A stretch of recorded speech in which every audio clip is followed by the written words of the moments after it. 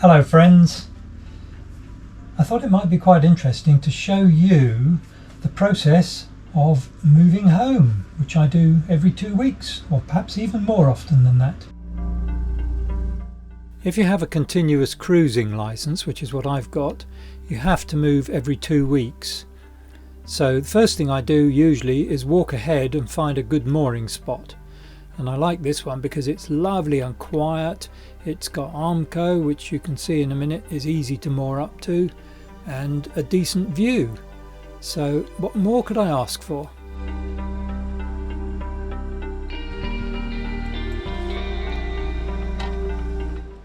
As I mentioned, Armco is nice and easy to moor up to because you just pop the chains down behind the Armco, pull them through, and then put your rope through the end here, and if you get it right you can just sling it across onto the boat,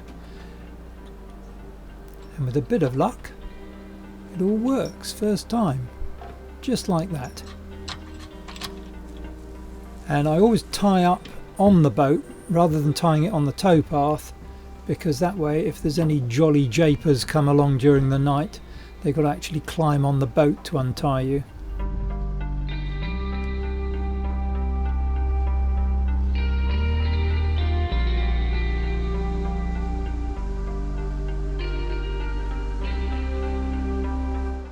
Having got the boat nice and secure, it's a good idea to take the tiller arm extension and pin and store them safely away for next time.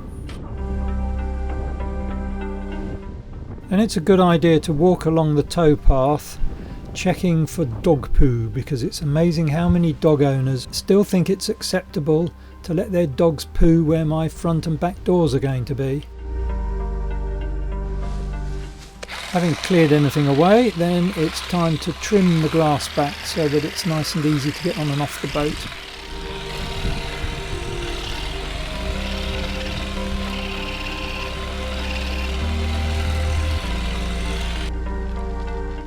Next job to do is to attach the fenders onto the side of the boat and get them down between the boat and the Armco, so that if it's really windy at night it stops the boat bashing against the side and waking me up. This one's a bit stubborn, but I did manage to get it down in the end. That's all the outside jobs done, so now it's time to have a look out of my office window and appreciate the view before checking on the map to see where my nearest shop is and planning the route to that. Then it's off to the shops with my trusty waterproof rucksack. From this mooring on the Leeds and Liverpool, I walk up onto the old railway bridge and cross that. There's some lovely views back down the canal towards where my boat is, and on the other side of the bridge towards the next set of locks.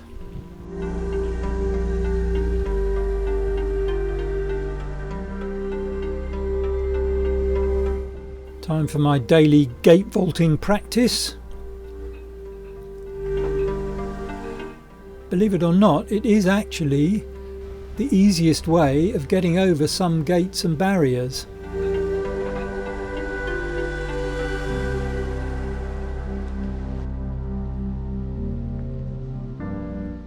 The walk to the shops from this mooring is beautiful. It comes up through a really ancient woodland.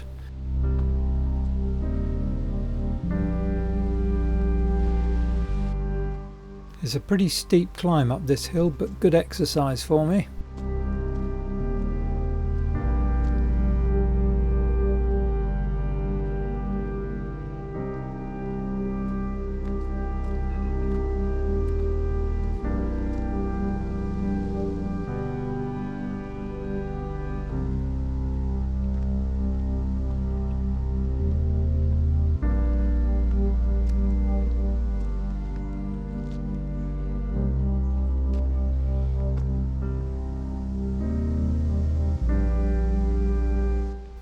After about half a mile, I got to the end of the long dead-end road that I knew would be here. One of the useful things I found at this point was a rubbish bin, Very useful because when you moor for as long as I do in various places, it can be several months between CRT refuse disposal points, so it can be quite useful to have somewhere to put the odd bits of rubbish from time to time.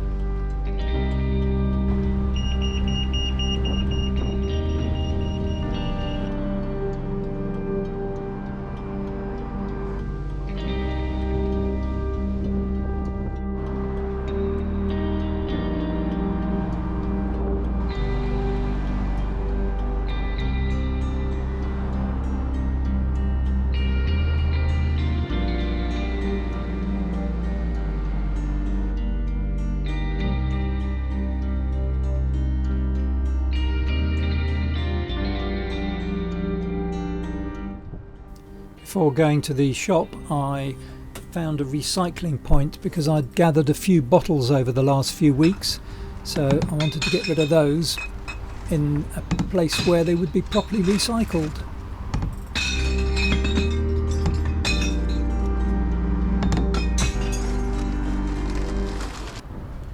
One of the minor challenges is that every shop appears to put their produce in a different aisle, even when they're all co-ops.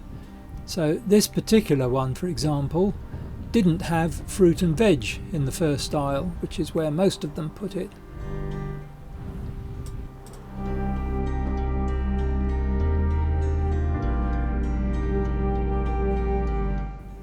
In this co-op, fruit and veg is in the last aisle. I did spot an independent greengrocer on the way back from the co-op, so that will be useful for another time. And there was also a cricket match going on, so I stopped and sat and watched that for a few minutes. Then it's back to the boat to unload my shopping. This particular trip to the shops, 5.38 miles, which is a lot less than some.